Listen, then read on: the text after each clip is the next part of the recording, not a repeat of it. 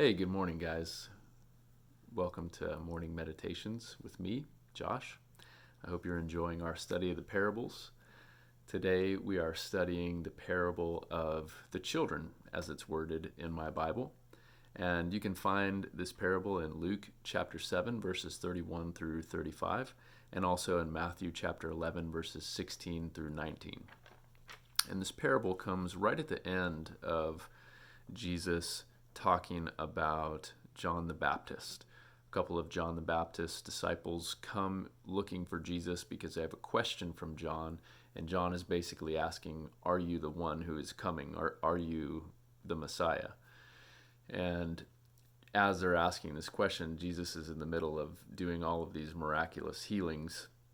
He's healing the blind, he's healing the crippled, he's clearing up these diseases and things. And instead of directly answering their question, he says, go back to John and tell him everything that you've seen here. And then those who remain there, he begins to talk about John, and he's talking about, what did you see when you went to go see John? And he makes this comparison between somebody who is deeply authentic and sort of the establishment, which has become a bit fake and missing the point of everything. And so Jesus goes and he says this about the Pharisees and the legalistic folks who are all about the religion but are clearly missing God among them. He says, to what will I compare the people of this generation? What are they like? They are like children sitting in the marketplace, calling out to each other, we played the flute for you and you didn't dance. We sang a funeral song and you didn't cry. John the Baptist came neither eating bread nor drinking wine, and you say he is a demon. Yet the human one came eating and drinking, and you say, look, a glutton and a drunk, a friend of tax collectors and sinners. But wisdom is proved to be right by all her descendants. All right. So if we unpack that a little bit, this generation, the people of this generation that Jesus is referring to, like I just mentioned, are the people who are completely missing it, right? Namely the Pharisees, who are really, really stuck to following the rules, right? The rules and the tradition, and they have idolized the religion. That has become their God, so much so that they're missing God in their spiritual life. They're not able to see Jesus. They're not able to see the prophetic witness of John the Baptist who's paving the way for Jesus. And so Jesus makes that comparison. Hey, you've got the messenger of God, and nobody's greater than this guy, right? He's come to pave the way, and I'm here now, and everybody's missing it. And so much so that the way that they're behaving is like these little children in the marketplace who are, oh, we played a song for you and you didn't dance, and we played a funeral song for you and you didn't cry. He's highlighting the fact that there's this impurity of motive, right? Like people do things expecting a response, a certain response, and maybe the things that they're doing they're not even asked for. They're just doing them for other people because they want the response.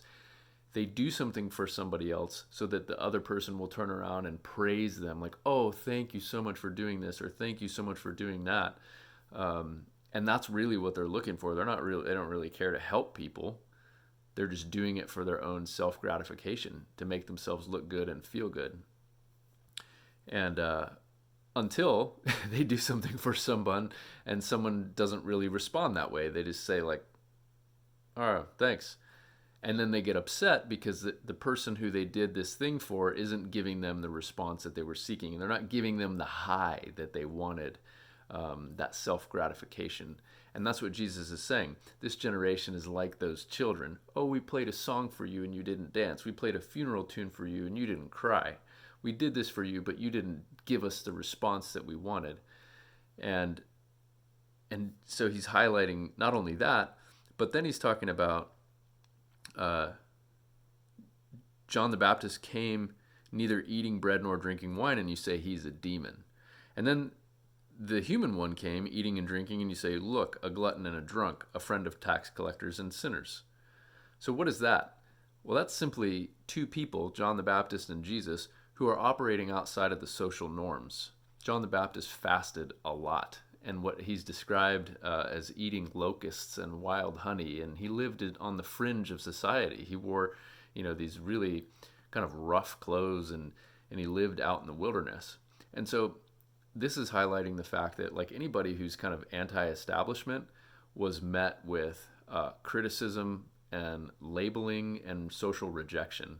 So, oh, look at this guy. Who's this guy? He's living in the wilderness, and he's wearing, camel's hair and eating wild locusts, and yeah, he's a demon for sure. Like, look at how different he looks. Look at the way he lives his life so differently than the way that we do. He must be a demon.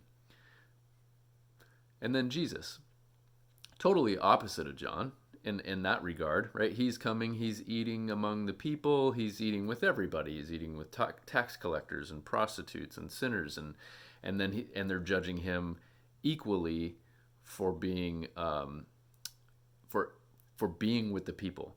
So the real highlight here is just like the difference between people who are open and accepting and saying, listen, you're a person, I'm a person. Maybe you don't live the same way I do, but that's okay because you have sacred value and sacred worth. And I might not know you, but I'm certainly not going to criticize you for being different than me. That's one person. And then there's the people who, they're self-gratifying. They do things because their motives are impure and they want that self-gratification to look good and feel good. And then when people don't live up to their expectations or they're different than them, then they get the criticism and the put downs and the harsh treatment.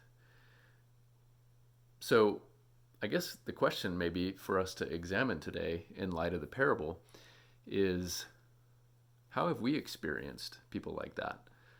Have we been those people before? Have we maybe sort of judged other people that were different from us?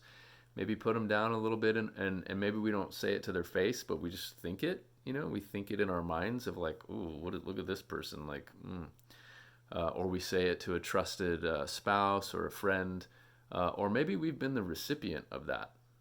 Maybe we've been judged harshly based on the way that we look and the clothes that we wear and the way that we live our lives, and that creates some really big character shaping things. Some insecurities and feelings of inadequacy, and also feelings of superiority to other people. So I would just like for us to think about that for today. Think about how we observe others, how we treat others, and how we are the recipients of other people's treatment, and how they are one and the same. We all have the power to do something beautiful, to do something life-giving, and it's always in our actions. We can use words if we have to, but our actions are the most powerful thing. So I would encourage you today to think about that, and let me know what you think. I'll see you guys tomorrow. I love you. Bye.